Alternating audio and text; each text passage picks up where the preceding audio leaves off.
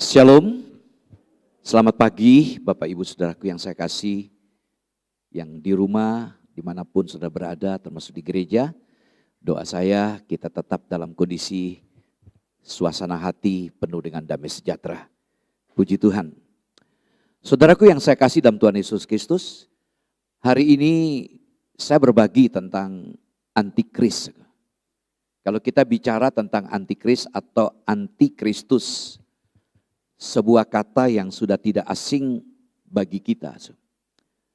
Ya, sejak pandemi COVID-19 ini, isu tentang antikris begitu kuat. Sehingga tidak sedikit orang-orang Kristen pun mulai terjebak oleh karena isu yang ada. Karena itu saya mencoba untuk menjawab berdasarkan Alkitab. Saya tidak akan menyinggung tentang sains atau hal-hal berkaitan erat dengan keilmuan, baik itu virus atau vaksin, tapi saya mencoba mengadakan pendekatan, memberikan apologet dari segi Alkitab saja. Nah, saudaraku, mari kita buka dulu Alkitab kita dalam 1 Yohanes pasal 2. 1 Yohanes pasal 2 ayat yang ke-18.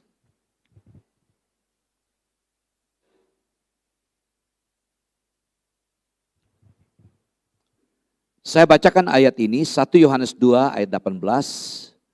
Ayat ini akan saya sampaikan ulang lagi minggu depan ya, lebih detail tentang antikris. Sebagai pendahuluan perlu kita bacakan dulu ayat ini. 1 Yohanes pasal 2 ayat 18. Anak-anakku, waktu ini adalah waktu yang terakhir. Dan seperti yang telah kamu dengar, seorang antikristus akan datang. Sekarang telah bangkit banyak antikristus, itulah tandanya bahwa waktu ini benar-benar adalah waktu yang terakhir. Amin. Saudara, kita melihat di sini dalam ayat 18a, waktu ini adalah waktu yang terakhir. Kalau bicara waktu dari kata Yunaninya hora, itu jam. Terakhir itu dari kata eskatos. Jadi betul-betul jam yang terakhir. Nah, dikatakan di sini seperti yang telah kamu dengar. Rupanya di zamannya Yohanes menulis surat ini sudah menjadi pembicaraan tentang antikristus. Dan memang kalau kita melihat istilah antikristus itu cuma diulang dalam Alkitab cuma 5 kali dalam 4 ayat. Dalam surat Yohanes ini. Ya saudaraku, yang minggu depan saya akan sampaikan itu detailnya. Tapi saya ingin mengajak saudara melihat di sini dikatakan seorang antikristus akan datang. Nah, ini hal yang menarik ya. Jadi ada figur, ada pribadi yang akan muncul nanti. Lalu Yohanes melanjutkan lagi. Dikatakan sekarang, jadi waktu kini, sekarang telah bangkit banyak antikristus. Jadi rupanya ada 2 istilah yang digunakan di sini. Ada yang bersifat individu dan ada yang bersifat banyak antikristus. Nah saudara, ini bikin kita penasaran ya dalam menafsirkan Alkitab ini. Saudaraku, sehingga begitu banyak isu yang muncul. Lalu pertanyaan kapan pribadi itu akan muncul kalau toh sekarang sudah banyak antikristus yang disebut dalam ayat sebelumnya. Dikatakan bahwa seorang antikristus akan datang. Saudaraku, nah saudara yang saya kasih dalam Tuhan Yesus Kristus, dari ayat ini kita bisa belajar bersama-sama untuk melihat. Tentu tidak boleh cocok logi ya, mencocokkan ayat. Kita harus melihat Alkitab secara komprehensif. Memang dalam pertemuan mingguan ini sulit bagi saya untuk menyampaikan secara akurat dari sisi penggalian Alkitab secara eksegesis. Kalau memang dari gereja teman-teman ingin membuat kelas yang lebih mendalami setiap ayat, dikupas, pembelaannya bagaimana, saya bisa menyampaikan itu, saudaraku. Saya lebih senang menyampaikan dalam sebuah kelas. Ya, saudaraku. Nah, karena itu saya banyak tidak mengupas ayat-ayat, saya memberikan informasi dari Alkitab saja. Kalau toh ada ayat-ayat, saya tidak akan terlalu detail, saudara. Ya, saudara yang saya kasih. Nah, sekarang kita melihat di sini, saudara. Ya, isu yang paling luar biasa muncul, saudaraku ya, akibat virus corona ini. Ya, saudaraku, ya virus corona itu dikaitkan dengan angka setan. Ya, lalu kata corona itu juga ya apa?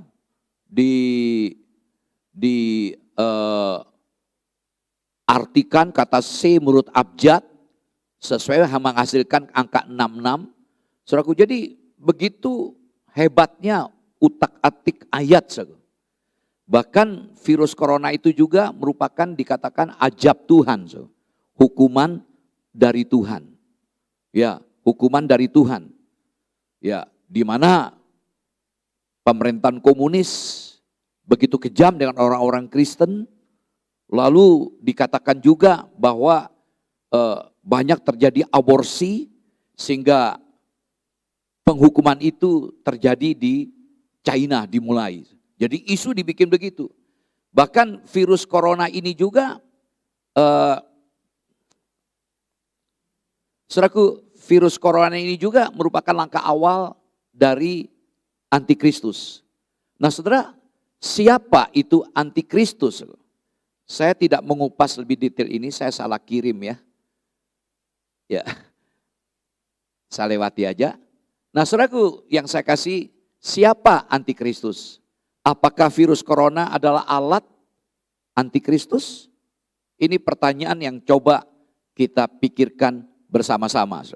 Nah, saudara yang saya kasih dalam Tuhan Yesus Kristus, kita akan coba melihat dulu tentang skema ini atau charts tentang peristiwa dunia. Nah, ini akan menolong kita kapan itu terjadi, apakah orang-orang Kristen akan mengalami pemerintahan antikristus itu sendiri. Nah, saudara, kita lihat di sini, kita ada di periode gereja. Alkitab sudah katakan ya bahwa periode gereja itu sejak Yesus menebus ya dosa manusia ya sampai sekarang ini. Nah, tentu ada akhir dari gereja ini. Nah, kalau kita melihat bahwa nanti akan terjadi namanya tribulasi. Nanti saya akan jelaskan sedikit. Tribulasi ini dibagi dua, 3,5. Begitu banyak ayat dalam Daniel pasal 9 dijelaskan, dalam Wahyu juga. Ya. Nah, kesempatan lain saya akan lebih detail hal ini. Saya ingin melihat bersama-sama dengan saudara secara global dulu. Nah, sebelum terjadi tribulasi ini, perhatikan, sebelum terjadi tribulasi ini, Tuhan Yesus dari awan-awan, dari sorga datang di awan-awan, menjemput setiap orang percaya yang di sini. Jadi, langkah pertama dari surat 1 Tesalonika pasal 4 ayat 16-17, bahwa orang-orang yang sudah mati dalam Tuhan akan dibangkitkan dulu. Setelah orang-orang mati dalam Tuhan, dibangkitkan baru yang hidup diangkat. Jadi kita bertemu di udara. Nah, ini saya akan sampaikan, butuh waktu saya menjelaskan ini kepada saudara. Ya. Nah, apa yang terjadi nanti di sini setelah ada pengangkatan, rapture ini pengangkatan, lalu ada terjadi di sini namanya bema, ya kursi pengadilan, lalu ada namanya pengantin anak domba Allah. Nah, saudaraku, lalu setelah periode ini muncullah periode milenium, lalu terus periode kekekalan. Nah, saudaraku, saya coba pindah aja langsung. Ya, saudara yang saya kasih, kita lihat sekarang, ini masa gereja, ya, gereja diangkat, lalu masuk ke masa tribulasi. Nah, kalau kita melihat isu yang muncul, begitu merebak, dengan kondisi corona yang ada sekarang ini, kita sudah masuk ke era masa antikris. Saya berani berkata, saudaraku, antikris memang banyak. Tapi yang dimaksudkan oleh kitab suci adalah seorang pemimpin ya akan muncul. Nah, nanti saya akan jelaskan pemimpin ini minggu depan. Lebih akurat saya akan jelaskan siapa pemimpin, bagaimana karakteristiknya dia, saya akan jelaskan. Tapi saya ingin sampaikan di sini, saudaraku, begitu banyak kekeliruan yang muncul sekarang ini, terutama dari kalangan gereja-gereja tertentu yang begitu getol bicara tentang akhir zaman. Mereka begitu ribut sekarang ini sampai anti divaksin. Banyak saudaraku pendeta-pendeta yang tidak divaksin. Bahkan mereka, maaf ini karena ini didengar juga, ditonton oleh orang banyak, bahkan mereka mengaku dirinya divaksin padahal mereka tidak divaksin. Mereka punya sertifikat divaksin. Berarti ada kebohongan dibuat. Karena apa? Kalau mereka tidak pakai peduli lindungi, mereka tidak bisa pergi kemana-mana, ke mall nggak bisa. Jadi itu rekayasa semua. Ini sudah diteliti, sudah terjadi ini. Ya, di mereka anti divaksin karena divaksin itu ada penanaman chip di tubuhnya. Padahal ketika Bapak Menteri BUMN Pak Erik mengatakan setiap vaksin itu ada barcode. Tapi barcode di situ bukan kaitan erat dengan barcode kaitan dengan antikris. Barcode itu untuk pendataan data-data siapa yang menggunakan vaksin di botol itu. Itu pendataan. Tapi isunya digoreng di media sosial, saudaraku, betapa mengerikan. Bahkan kalau kita sudah divaksin, kita kehilangan kesadaran rohani kita. Kita tidak lagi punya minat rohani, kita tidak lagi bisa menyembah Tuhan karena kita sudah dibawa ke spirit binatang. Nah, ini akan saya kupas minggu depan, Wahyu pasal 13, spirit binatang. Begitu banyak isu yang gak benar. Bahkan begitu percaya dirinya mereka. Sampai bicara tentang alien, tentang piring terbang yang sudah isu yang dulu-dulu diangkat kembali semua. Dunia kita sudah dikuasai oleh alien roh-roh jahat. Saudaraku, wah seperti dongeng saja. Tetapi Alkitab tidak jelas. Kalau toh ada ayat Alkitab dicomot ayatnya, dipaksa untuk memberikan pembenaran. Enggak bisa, itu namanya eisegesis, bukan eksegesis. Sudah ada kesimpulan, cari ayat untuk mendukung kesimpulan. Ini sangat berbahaya. Nah, sebagai seorang pembelajar Alkitab kita perlu meneliti. Karena itu saya mentakkan di awal. Jadi gereja tidak akan mengalami antikristus. Roh antikris sudah ada dari dulu. Kalau kita telusuri di zaman Nimrod, menara Babel, terus menerus itu sudah muncul roh-roh sampai sekarang, pokoknya yang menentang. Kalau kita bicara antikristus, kata anti itu melawan, kata anti itu bisa menggantikan, jadi menggantikan Kristus. Itu sudah ada dari dulu, tapi yang dimaksudkan nanti dalam oleh 1 Yohanes 2:18 akan muncul pribadi, sosok yang akan memimpin dunia ini. Kapan itu terjadi? Akan terjadi di sini. Nah, di awal setelah gereja diangkat ada perjanjian dengan Israel. Sekarang Israel masih dimusuhi oleh dunia. Ya. Dan kita melihat langkah-langkah perdamaian sudah mulai terasa. Sudah mulai terasa di mana negara-negara Arab sudah banyak mengadakan perjanjian dengan Israel. Contoh Abu Dhabi, Uni Emirat, ya sudah berdamai. Jadi sekarang kalau kita mau terbang dari Uni Emirat langsung ke Tel Aviv, sudah nggak ada masalahnya. Atau dari Dubai atau Abu Dhabi, kita bisa terbang langsung. Dulu nggak bisa seperti itu.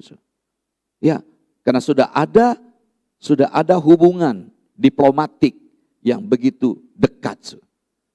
Nah, titik terang itu, tapi ini belum. Israel masih dibenci oleh dunia, termasuk negara-negara lain, termasuk Indonesia juga. Nah, saudaraku, tapi nanti akan terjadi perdamaian, bahkan perdagangan sistemnya. Saya akui sistemnya itu sudah mulai tertata. Ya, globalisasi sejak megatrend 2000, mengupas ada 10 ledakan itu. Ya, itu sudah muncul kebangkitan agama segala macam, termasuk ekonomi. Tadinya kelompok tertentu dalam agama tertentu tidak ada sekolah minggu, sekarang ada sekolah minggunya. Jadi begitu terjadi kebangkitan agama, itu salah satu cirinya. Nah, saudara yang saya kasih dalam Tuhan Yesus Kristus. Jadi kalau kita melihat di sini bahwa ada perjanjian dengan Israel, Antikris sudah mulai kelihatan nampak. Tapi belum beliau menyatakan dirinya sebagai Mesias. Ingat, dia akan menggantikan Yesus. Nah, saudara, tapi nanti di 3,5 akhir kemudian, disitulah dia akan menyatakan diri, akulah Mesias. Tentu ini ditandai dengan apa? Adanya pembangunan bait Allah ketiga. Nah, sekarang bait Allah belum ada. Dan nggak mungkin bisa dibangun. Karena ultra ortodok, perhatikan ultra ortodok dari bangsa Israel, orang Yahudi. Ini kelompok ekstrim yang tetap merindukan ada bait Allah. Karena mereka punya keyakinan bait Allah, disitulah Allah hadir. Maka sampai sekarang kalau saudara berkunjung, visitasi ke Israel, Yerusalem secara khusus, ketika berkunjung ke tembok ratapan di tembok barat, karena itu sisa aja peninggalan, dan mereka menyembah ke situ, dan mereka berharap akan dibangun. Sementara di atas itu ada namanya Dome of the Rock, ada Masjidil Aqsa, milik agama saudara kita. Sesuatu yang nggak mungkin. Tetapi kitab suci mengatakan akan ada pengakuan akulah Mesias. Nah, dijelaskan di bait Allah. Nah, ini jadi misteri kan, saya akan coba jelaskan ke depan. Nah, akan terjadi nanti di sini saku bahwa ada cawan, ya, meterai, sangkakala terjadi. Sementara antikris dengan segitiga juga, Tritunggal, 66, nabi palsunya, setannya, ini menguasai. Ya, antikris. Nah, saudaraku, hal ini akan saya sampaikan ke depan, lalu akan terjadi namanya perang. Ketika antikris mengatakan, akulah Mesias, Yesus bersama dengan kita yang sudah diangkat turun dalam tubuh kemuliaan, terjadilah perang di dunia ini, dan setan yang menjadi dalang, ya setan menjadi dalang, langsung dikerangkeng selama 1000 tahun, karena Tuhan akan turun ke dunia ini memerintah di kerajaan 1000 tahun damai. Itu gambaran sekilas. Nah, saudaraku, untuk itu saya mencoba menjelaskan tentang pengangkatan gereja. Ini sudah saya sampaikan tahun 2019. Tapi untuk bisa lebih memahami ini, supaya kenapa saya perlu mengulang kembali, supaya kita bisa mengerti ketika bicara antikris, bagaimana posisi kita sebagai gereja. Saudara yang saya kasih dalam Tuhan Yesus Kristus, kita lihat dalam Yohanes pasal 14. Yohanes pasal 14 ayat 1 sampai 3. Saya akan bacakan ayat-ayat ini. Yohanes 14 ayat 1 sampai 3. Janganlah gelisah hatimu, percayalah kepada Allah, percayalah juga kepadaku. Di rumah Bapakku banyak tempat tinggal. Jika tidak demikian, tentu aku mengatakannya kepadamu, sebab aku pergi ke situ untuk menyediakan tempat bagimu. Dan apabila aku telah pergi ke situ dan telah menyediakan tempat bagimu, aku akan datang kembali dan membawa kamu ke tempatku, supaya di tempat di mana aku berada, kamu pun berada. Murid-murid mengalami yang namanya kegelisahan. Karena murid-murid tahu Yesus akan sebentar meninggalkan mereka. Ya, di atas loteng itu Yesus banyak berbicara, memberikan pesan-pesan. diawali dengan pembasuhan kaki, lalu ada perjamuan. Dan Tuhan katakan, enggak usah kamu gelisah. Percayalah kepada Allah, percaya juga kepadaku, kata Tuhan Yesus. Di sini kita melihat tuh bagaimana kesetaraan antara Bapa dengan Yesus. Percayalah kepada Allah, percaya juga kepadaku. Di sini ada suatu pernyataan bahwa Yesus itu setara dengan Bapa. Dan kita tahu dalam bertahun yang lalu terjadi heboh, para pendeta ribut bahwa Yesus tidak setara dengan Bapa. Nah saudara, lalu kemudian kita melihat dalam ayat 3 ada ungkapan aku akan. Yesus akan datang. Nah jelas di sini akan datang ya dengan apa? Dengan tubuh secara literal, bukan simbol. Bukan gambaran, tapi betul-betul akan datang di awan-awan. Untuk apa? Untuk menjemput orang-orang percaya yang sudah percaya pada Yesus. Yang sudah lahir baru, yang hidup baru. Diangkat. Lalu kita lihat dalam ayat 2 dikata ada istilah tempat tinggal. Nah tempat tinggal sini adalah sorga. Ya, tempat hunian yang kekal. Tempat yang pasti. Saudaraku, ada 2 kali Tuhan Yesus mengulang kalimat menyediakan tempat. Nah, menyediakan tempat di sini mempertegas kebenaran. Bahwa sorga itu merupakan tempat literal bagi orang percaya pada Yesus. Jadi betul-betul ada sorga. Ya, di sorga itu ada. Nah saudara yang saya kasih, jadi kita melihat misalnya dalam 1 Tesalonika 4, 16, 17. Saya katakan di awal tadi bahwa gereja diangkat, ya gereja diangkat diawali dengan orang-orang percaya yang sudah mati dalam Tuhan. Suaminya Ibu Karsi bangkit, diangkat, semua orang-orang percaya yang sudah meninggal diangkat, lalu kita yang hidup diangkat. Berarti di sana ada reuni, ada perjumpaan kita. Mengapa bagi orang Kristen kematian itu bukan berarti perpisahan yang kekal. Ya, kematian itu bukan finish, akhir dari hidup ini. Kematian justru pintu gerbang menuju pada kehidupan yang kekal bagi setiap yang percaya bersama dengan Tuhan. Yang enggak percaya kekal juga tapi di neraka, terus menderita. Tapi yang jelas terjadi reuni perjumpaan. Nah alangkah sedihnya ya, kita punya keluarga yang di luar Tuhan enggak akan ketemu. Ya reuni itu waktu diangkat bertemu di udara itu semua orang percaya.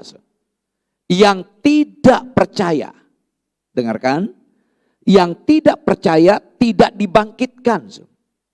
Diperhatikan, jadi kebangkitan itu terjadi 2 kali. Ada kebangkitan orang mati yang percaya, ada kebangkitan orang mati yang tidak percaya. Kapan yang tidak percaya? Nanti setelah milenium. Ketika dunia dihancurkan terjadi kiamat, bahwa disitulah akan dibangkitkan lalu digiring. Yang di luar Tuhan digiring ke pengadilan tata putih. Banyak orang berpikir pengadilan itu cuma 1. Tidak, pengadilan Kristus itu ada 5. Salah satu akan saya singgung nanti. Jadi kita melihat bahwa kita bertemu dengan Tuhan di antara awan. Nah sesudah itu kita menghadap yang namanya bema, yaitu tata pengadilan Kristus. Ini. Jadi bema itu istilah yang digunakan dalam perlombaan. Ada kursi, lalu di situ duduk memberikan hadiah. Jadi bukan penghukuman. Jadi bema ini adalah kursi pengadilan yang merupakan momentum pengadilan Kristus. Ya, bagi siapa? Bagi setiap orang-orang yang percaya. Dan pengadilan ini bukan pengadilan keterat dengan neraka atau sorga. Karena pengadilan di bema ini adalah pengadilan yang sebenarnya bukan kait erat dengan sorga neraka, tetapi untuk memberikan pahala atau upah yang diterima oleh setiap orang percaya. Nah, ini sesuatu yang menggembirakan. Jadi orang percaya tidak dihakimi untuk ke neraka, ya, ke pengadilan, karena kita sudah dijanjikan keselamatan. Maaf ya, kepleset. Jadi kita diberikan janji kepastian. Nah, ayat ini tidak usah saya bacakan. Ya, nah ini gambarannya. Jadi pengadilan untuk orang percaya, sesudah ini terjadi, sesudah gereja diangkat, tempatnya jelas di sorga, hakimnya Tuhan Yesus, yang diadili semua yang berada dalam tubuh Kristus, orang percaya. Dasar pengadilannya itu pekerjaan yang dikerjakan sesudah diselamatkan. Jadi ini bukan pengadilan sorga neraka. Dasar penghakiman, boleh saya katakan, adalah apa yang kita kerjakan selama di dunia ini. Sebagai orang percaya, sudahkah kita berbuah? Ya, menghasilkan, saudaraku, hasilnya adalah mendapatkan pahala atau kehilangan pahala. Orangnya selamat tetapi tangan kosong. Nah, saat itulah orang-orang Kristen mendapat mahkota yang namanya Stefanus. Stefanus, ada 15 kata Yunani yang digunakan, kata Stefanus. Sementara Raja Tuhan Yesus menggunakan mahkota bukan Stefanus, namanya diadema. Mahkota raja hanya 3 kali dikatakan kata diadema. Jadi kita semua itu bukan untuk kesombongan, dan mahkota itu kita letakkan di bawah kaki Tuhan. Disitulah betul-betul kita memuliakan Tuhan. Dalam Nats 1 Korintus 3, 11, 15 menjelaskan, ada yang terbakar, ada yang tidak. Tetapi ketika bahan yang dari kayu jerami terbakar, tapi dia tidak kehilangan keselamatan. Nah, di sini kita melihat bahwa kematian Yesus di atas kayu salib menyelesaikan urusan dosa kita, dosa, kutuk dosa diselesaikan di atas kayu salib. Jadi bagi setiap pribadi yang percaya pada Tuhan Yesus diberikan jaminan keselamatan. Dan ini yang akan membuat kita bergairah untuk menjangkau teman-teman kita, keluarga kita yang belum berada di dalam Tuhan. Karena bagi mereka yang di luar Tuhan, jelas tempat mereka di neraka. Mereka tidak mengalami pengalaman hidup seperti kita. Dalam 2 Korintus 5 ayat 10 dijelaskan bahwa kita akan menghadap tata pengadilan Kristus. Yang dinilai adalah apa yang kita kerjakan, baik atau jahat. Nah, kata baik atau jahat, kata baik dari kata agathos dalam bahasa Yunani, itu dalam arti kebergunaan kita. Jadi bukan berarti bejat moral.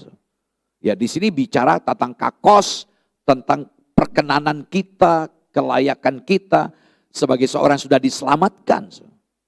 Nah, puji Tuhan. Kemudian saya tambah sedikit, ada mahkota yang tersedia. Ya, kalau kita mampu mengalahkan kedagingan kita, kita tahu kita masih gunakan daging, nafsu yang bisa menjatuhkan kita. Nah, kalau kita mampu mengalahkan, kita sebagai pemenang mendapat mahkota abadi. Ya. Yang kedua, mahkota kehidupan. Kita bertahan dalam penderitaan, kita belajar tetap setia walaupun kita menderita, mahkota kehidupan. Yang ketiga, mahkota kemuliaan. Kita punya hati untuk melayani, membina, mementoring, membimbing orang-orang lain. Jangan hanya ingin dibimbing, tapi punya hati memikirkan keselamatan orang lain. Kita bimbing, kita bina, mendapat mahkota kemuliaan. Yang keempat, kalau kita sabar menunggu kedatangan Tuhan. Kita memang tidak tahu kapan itu terjadi, tapi kita tetap sabar. Kita tidak akan pernah meninggalkan Tuhan. Kita akan mendapat mahkota kebenaran. Yang terakhir, mahkota kemegahan atau mahkota kemuliaan. Kalau kita punya hati menjangkau jiwa-jiwa, mahkota sukacita, kemenangan, kemegahan itu diberikan pada kita. Nah puji Tuhan, lalu peristiwa yang ketiga setelah pertemuan di udara, lalu bema, pengadilan Kristus, lalu yang ketiga perkawinan anak domba. Kita melihat dalam Alkitab, gereja itu digambarkan sebagai tunangan Kristus. Jadi saudara dan saya ini adalah tunangan dari Tuhan Yesus. Atau gereja itu digambarkan sebagai mempelai perempuan. Dan kepala gereja itu adalah Tuhan Yesus sendiri. Ini ada ayat-ayat. Ya. Nah lalu ketika kita diangkat, setelah mengalami nama bema, mendapat mahkota, lalu kita betul-betul ada perayaan yang luar biasa. Nah dalam Wahyu 19 ayat 7, coba kita baca ayatnya sedikit. Ini momentum yang luar biasa. Wahyu 19 ayat yang ke-7.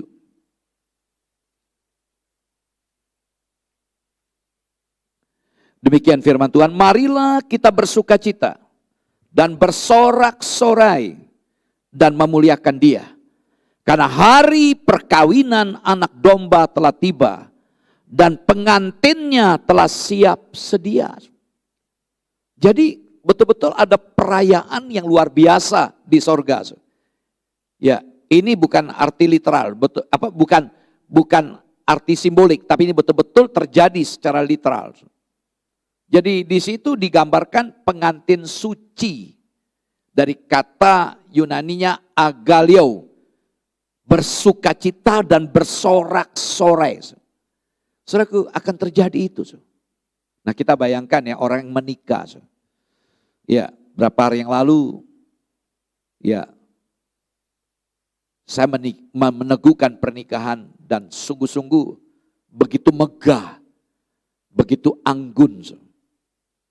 Saya melihat mereka begitu bahagianya. Itu gambarannya akan terjadi juga nanti. Kita bertemu dengan Tuhan. Pertemuan yang luar biasa. Maka ada nyanyian kan, ada pertemuan di udara. Pertemuan yang luar biasa. Di zaman era-era saya baru bertobat, nyanyian itu suka kita nyanyikan di sekolah Alkitab. Nah saudaraku, puji Tuhan. Nah sekarang kita masuk tentang tribulasi. Di mana antikris mulai muncul sosok pribadi. Nah kata tribulasi dari kata tribulum. Nah kata tribulum ini adalah alat untuk memisahkan jagung dari kulitnya. Bayangkan ya kalau jagung itu biji jagung bisa ngomong, bisa menjelaskan sakitnya kayak apa. Dipisahkan. Sakit sekali. Nah dalam bahasa Inggris diterjemahkan dari kata tribulation. Yaitu artinya kesengsaraan. Ada begitu banyak ayat-ayat yang menjelaskan tentang tribulasi. Saya tidak tampilkan ayat, disebut dengan hari Tuhan. Seringkali kita bertemu kan, hari Tuhan, bukan yang kita nyanyikan hari ini harinya Tuhan, beda lagi, beda pemahaman. Dalam surat 1 Tesalonika pasal 5 ada keterangan hari Tuhan. Ada juga amarah Tuhan, karena memang Tuhan marah. Di samping antikris menyatakan penyesatannya, kekuasaan otoritasnya, juga Allah menyatakan murkanya. Nanti kita lihat di sini, kenapa bisa terjadi seperti itu. Hari pembalasan Allah. Waktu kesusahan bagi Yakub, karena ini betul-betul Israel, ya betul-betul mengalami yang namanya siksaan. Karena Allah betul-betul marah. Ada lagi istilah sayap kekejian. Masa kesesakan besar. Masa yang ke-70. Nah nanti kita akan belajar di Daniel pasal 9, saya harapkan minggu terakhir. Persis hari reformasi. Saya menjelaskan tentang Daniel pasal 9 ayat 24 sampai 27. Saya akan menjelaskan di sini. Nah 3,5 tahun kemudian kita tadi melihat masa tribulasi itu 7 tahun dibagi 2. Ada masa 3,5 awal, ada perjanjian, terkesan damai. Terkesan damai, ya agama-agama masih boleh diizinkan. Tapi 3,5 tahun kemudian itu betul-betul masa kesusahan besar. Siksaan yang sangat-sangat mengerikan. Dan antikris pun mulai menyatakan kekejamannya. Tidak boleh menyembah kepada agamanya masing-masing sesuai keyakinannya. Hanya menyembah kepada dia sebagai Mesias. Itu akan terjadi. Wah, ayat-ayat begitu banyak menjelaskan hal ini. Saya sangat senang berminat untuk mengajar ini. Karena itu saya harapkan kalau Pak Indra nanti mungkin fasilitator, silakan ada berminat hubungi Pak Indra. Nanti kita bikin kelas. Ya. Nah, saudara yang saya kasih, apa tujuan tribulasi? Ya, tujuan tribulasi untuk membuktikan kepalsuan pernyataan iblis. Kita tahu bahwa iblis adalah pembohong. Dan di sini dibuktikan. Selama ini sepertinya iblis, setan itu dibiarkan oleh Allah. Seringkali kita berpikir, kenapa kok Tuhan tidak menyatakan ya diri untuk menghabisi kekuasaan iblis. Kok sampai hari ini iblis ini dengan antek-anteknya, kita tahu sepertiga dari malaikat jatuh, itu menjadi musuh kita. Dan kebohongan mereka semakin diungkapkan di sini. Yang kedua, mempersiapkan Israel bagi kedatangan Mesias. Israel ini sudah kayak apa sebagai umat pilihan Allah? Ketika mereka sudah jauh dari Allah, mereka dijajah oleh Mesir. Allah menebus mereka, istilahnya itu keluar dari Mesir menuju tanah Kanaan. Setelah mereka menikmati tanah Kanaan, mereka masih tidak sungguh-sungguh dengan Tuhan. Ya, mereka dijajah oleh bangsa-bangsa lain, Babel, Media Persia, ya, dan terus dijajah sampai Greka Romawi. Nah, ini menarik ketika kita meneliti Daniel pasal 7. Itu mengungkapkan tentang binatang-binatang. Ini sesuatu yang menarik.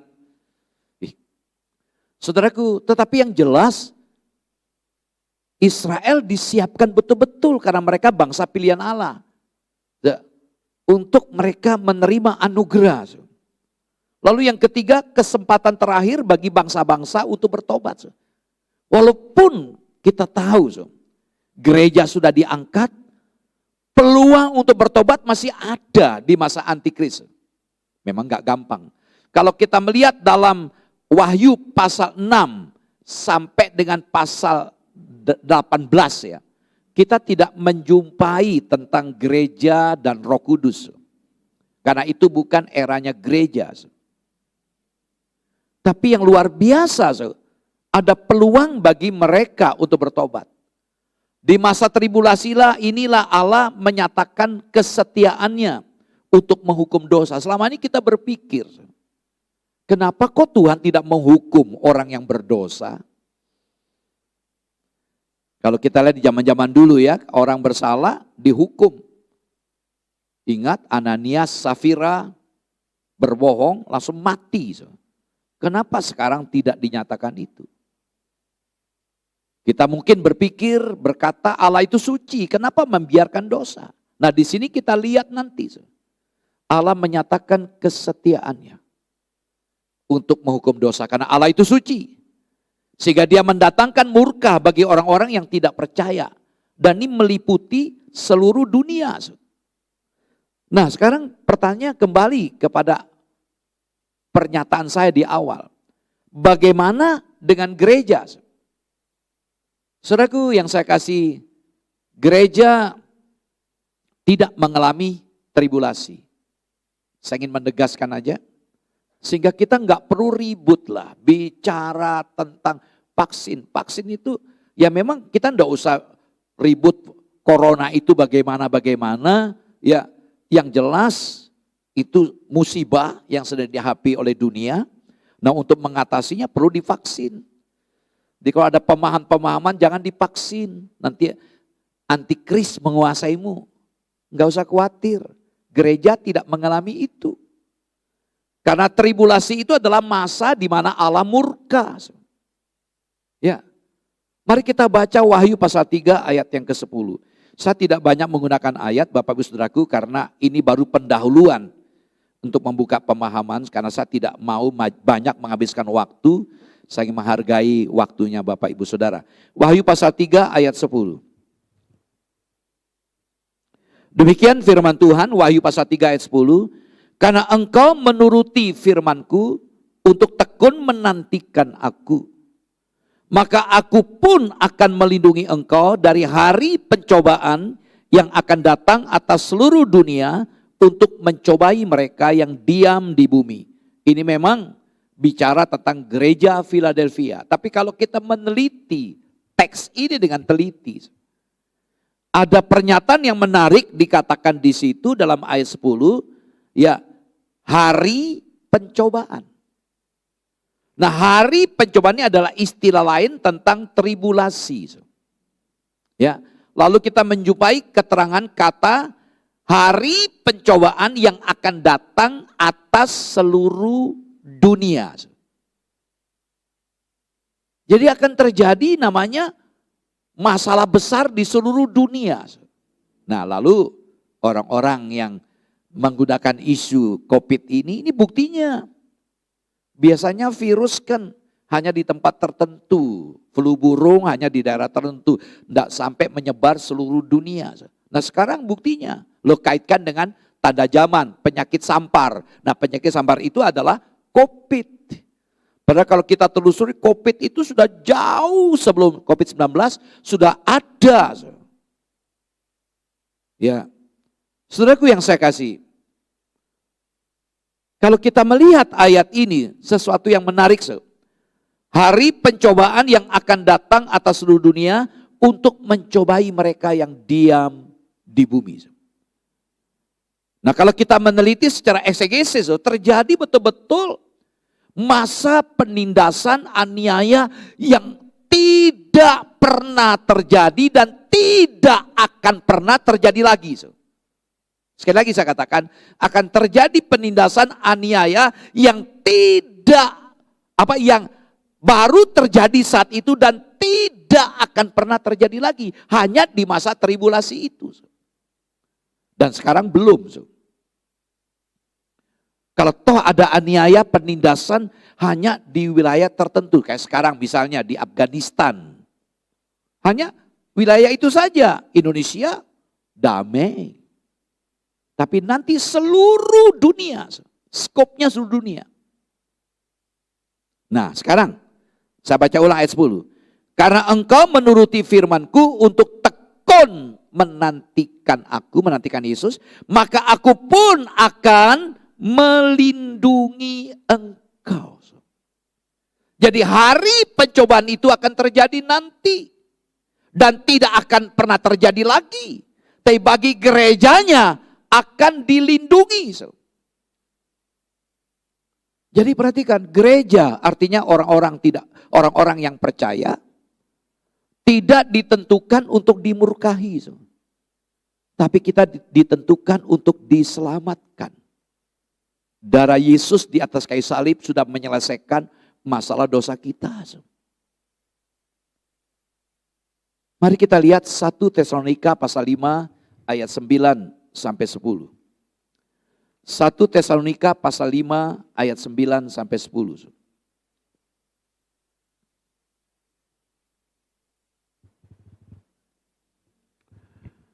1 Tesalonika 5 ayat 9 dan ayat 10 mengatakan demikian. Karena Allah tidak menetapkan kita, siapa kita? Gerejanya, orang-orang percaya. Sekali lagi, karena Allah tidak menetapkan kita untuk ditimpa murka. Tetapi untuk beroleh keselamatan oleh Yesus Kristus Tuhan kita yang sudah mati untuk kita supaya entah kita berjaga-jaga, entah kita tidur, kita hidup bersama-sama dengan Dia. Kita tidak ditetapkan untuk dimurkai. Jadi saudaraku, jadi pencobaan di sini yang kita baca tadi adalah masa kesengsaraan yang disebut oleh Daniel minggu ke-70. Nah, supaya penasaran, ditahan dulu Ke depan kita akan belajar. Dan disebut juga murka yang akan datang. Yang sudah kita baca tadi, ayat 10. Dalam 1 Tesalonika pasal 1 ayat 10, minta maaf. Tapi sudah disinggung, kita tidak dimurkai. Coba kita baca aja 1 Tesalonika pasal 1 ayat 10. 1 Tesalonika pasal 1 ayat 10. Dan untuk menantikan kedatangan anaknya. Perhatikan. Dan untuk menantikan kedatangan anaknya dari sorga yang telah dibangkitkannya dari antara orang mati, yaitu Yesus, yang menyelamatkan kita dari murka yang akan datang. Jadi orang-orang percaya tidak lagi mengalami yang namanya murka. Inilah anugerah Allah yang luar biasa bagi kita. Jadi orang-orang Kristen tidak masuk di masa tribulasi. Karena itu tidak usah ribut, suku ya. Yang belum divaksin tidak usah takut ya. Saya sudah 3 kali divaksin. Ya, enggak apa-apa. Ya, tambah sehat. Nah, lalu kembali ke Wahyu 3 ayat 10. Jadi ketika terjadi hari pencobaan bagi seluruh dunia, skopnya dunia. Tapi gerejanya dilindungi. Perhatikan kata melindungi dari kata tereoek. Itu artinya mengambil dari. Atau melindungi dalam. Jadi kalau dimaknai dengan rapture, kita diangkat dulu. Jadi sebelum tribulasi terjadi, saudara dan saya diangkat. Nah di sini kita melihat sebuah pernyataan luar biasa bagi kita kan. Inilah anugerah Allah. Nah kemudian kita melihat sebagai rangsangan sedikit, kita akan belajar ya. Ya saya lewati aja. Dalam Daniel 9, 24-27. Untuk menunjukkan bagaimana periode kedatangan Mesias. Dilanjutkan oleh kemunculan antikristus sudah termasuk dalam plot agenda kerja Allah. Jadi Allah sudah punya master plan-nya. Punya rencananya. Menarik kalau kita menggali Daniel ini. Sungguh saya siapkan ini dengan betul persiapan yang betul-betul matang. Saya akan bagikan apa yang terungkap dalam Daniel 9 ini. Jadi jelas ya, umat percaya tidak akan bertemu dengan antikristus. Ya, roh antikris sudah ada. Kita bertemu di mana yang melawan Yesus, yang menentang Yesus sudah kita ketemu. Tetapi pribadi akan memimpin. Kita tidak ada di situ karena gereja diangkat. Justru yang akan mengetahui identitas antikris adalah mereka yang tertinggal dalam peristiwa pengangkatan. Jadi yang tidak diangkat itu akan mengalami. Nah, saudaraku, saya coba back kembali ya. Coba, tolong dikembalikan ke skema pertama tadi. Mari kita lihat sebentar.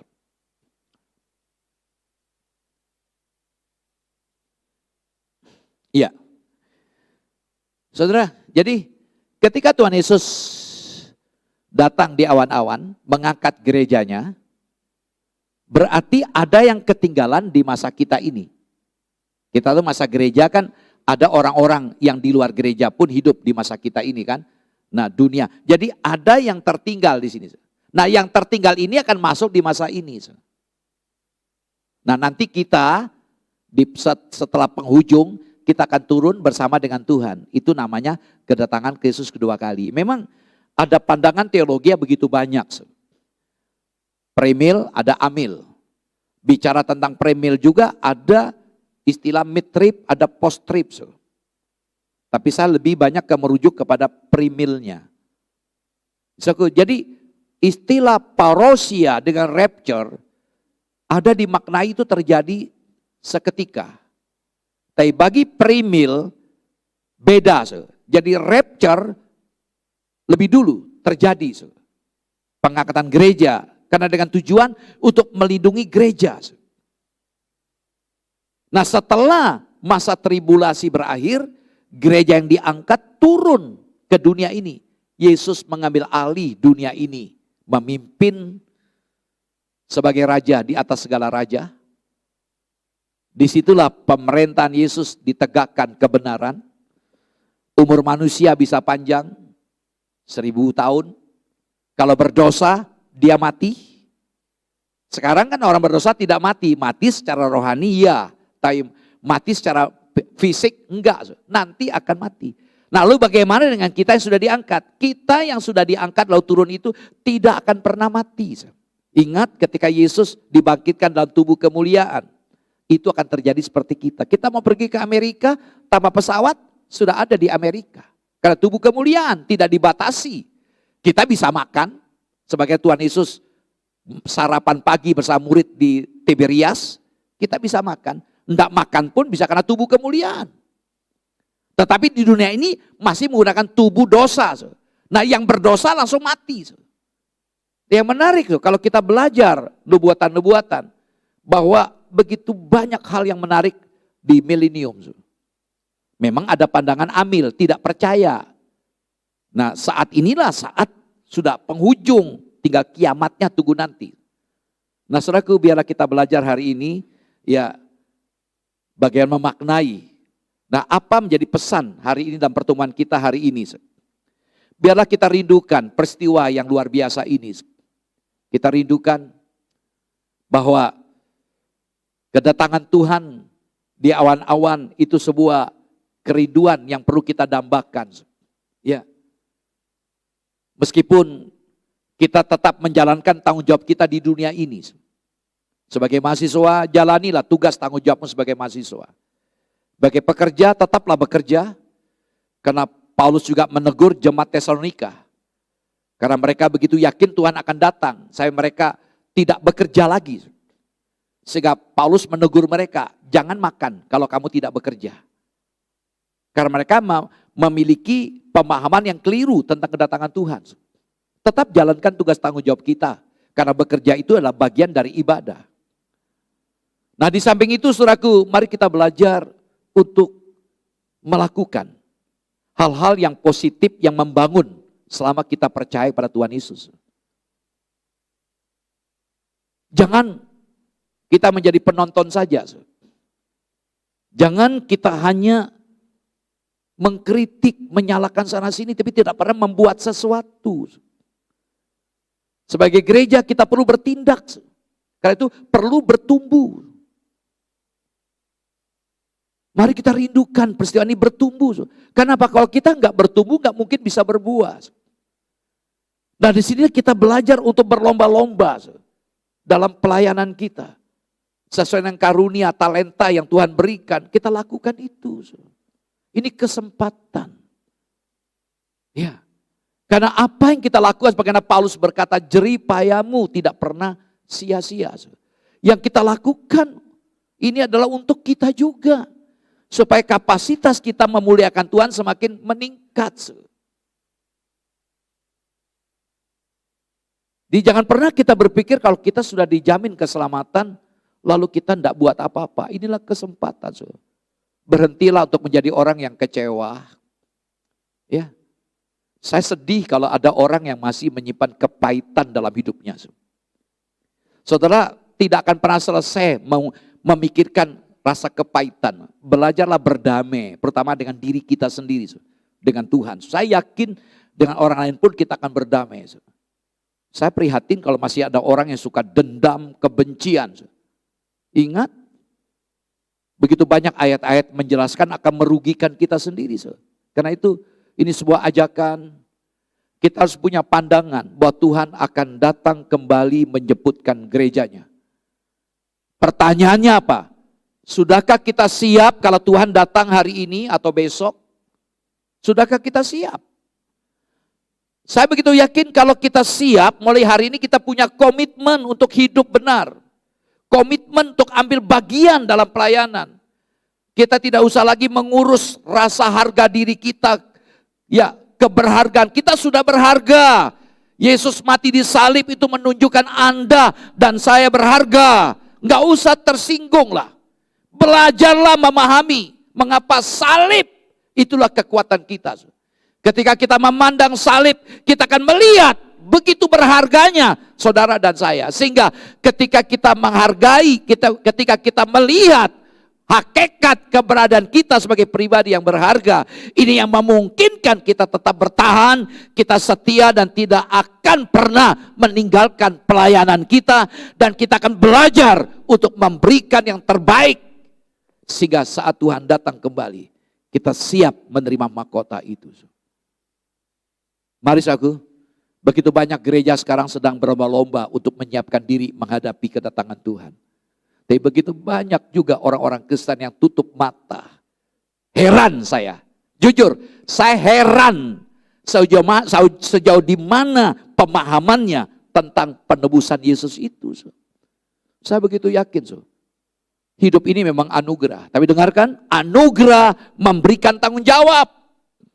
Kalau kita mengerti apa artinya penebusan yang Tuhan berikan, saya begitu yakin kita akan belajar menghargai pemberian yang Tuhan berikan. Kalau Yesus tidak mati, maka kita semua binasa. Kalau kita punya pemikiran seperti itu, hati kita menjerit atas kekurangan kita, atas kelemahan kita. Kita akan semakin hari semakin berubah. Mari saudaraku, mari kita meningkat secara progresif. Terus meningkat. Jangan seperti dulu. Tetap sama, tidak pernah berubah. Harus berubah. Nah, kapan itu bisa berubah? Mari tingkatkanlah kehidupan rohani kita. Bangunlah keintiman berdoa. Gereja membuat program Rabu doa bersama. Masih banyak ruang-ruang kosong untuk kita bisa berdoa bersama-sama. Itu rahasia. Bangunlah ya saat teduh pribadi di rumah. Bukan nonton YouTube ibadah. Bangunlah keintiman pribadi dengan Tuhan.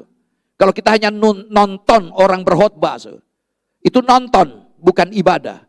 Ibadah yang sungguh-sungguh ada hubungan roh, ikatan. Ini kami dengan para pendeta kami diskusikan. Begitu menyedihkan kondisi kita sekarang ini. Sampai ada salah seorang cerita dengan saya, Pak, untung saya mengambil keputusan untuk membangun saat teduh saya. Ketika ada YouTube, ada hamba Tuhan menuntun, saya belajar connect. Tapi yang saya prihatin, buka YouTube, channel GBT ngeserep. Tetapi kesiapan hatinya tidak ada hanya ingin nonton. Tidak ada kontak batin istilahnya. Enggak bisa. Roh ini harus menyatu. Ya memang dimungkinkan kita ibadah secara online. Enggak ada salahnya. Tapi bagaimana ikatan roh kita ketika kita beribadah bersama-sama. Menyatu roh. Nah ini yang paling penting. Biarlah saudaraku hari-hari ini kita akan belajar memperbaiki kehidupan rohani kita. Ya, spiritual life harus dibenahin. Kehidupan rohani kita harus dibenahin. Inilah kuncinya. Kita belajar tundukkan, submit, tundukkan diri kita di hadapan Tuhan. Ini akan memungkinkan. Saudaraku, marilah kita belajar bersyukur. Kesimpulan awal, kita tidak masuk di masa antikristus. Amin. Amin. Saudara yakin kalau Tuhan datang sekarang ini, saudara dijemput? Nah sudah, tidak usah bingung ya. Yang belum divaksin, siapa di sini angkat tangan? Masih ada ya? Ya mungkin karena faktor kesehatan ya. Diskusi dengan dokter istri saya juga yang lalu begitu. Tapi sudah bisa divaksin. Anak saya yang besar belum juga. Karena harus ada upaya medisnya. Ya, tapi kalau keadaan normal, kondisi normal kesehatan harus divaksin. Tidak usah takut. Ya, ya. Kita sudah biasa dengan roh-roh antikris kan? Ya hadapilah, kita punya Roh Kudus juga kan? Ya, 1 Yohanes 4 dikatakan roh yang ada dalam dirimu lebih besar roh dari yang ada di dunia ini. Mari saudaraku, saya tidak memperpanjang, kita melanjutkan minggu depan dengan lebih dalam lagi. Ini baru kulitnya, dasarnya dulu. Tuhan Yesus memberkati, mari kita datang kepada Tuhan.